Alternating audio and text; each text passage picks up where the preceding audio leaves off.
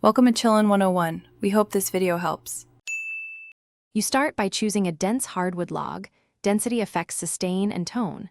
Once you have the log, mark the center line and lay out 3 to 5 tongues with even spacing.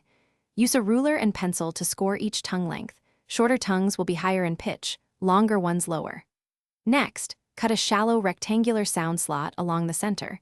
Make it half the log depth to preserve resonance.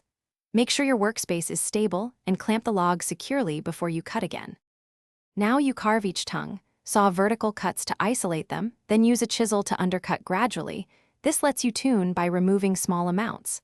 Once the tongues are free, hollow the internal cavity beneath them, keeping a 0.5 to 1 cm wood bridge so the instrument stays strong. After each pass, sand the tongue faces and edges to remove burrs. Play test with a mallet to hear pitch changes.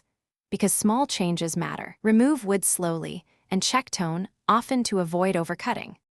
To finish, smooth everything with 220 grit, then apply oil or thin varnish to stabilize the wood and improve resonance.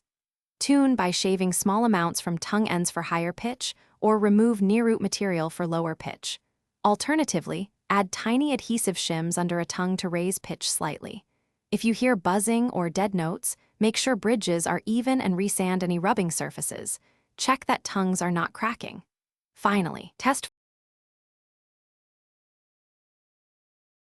Thanks for watching.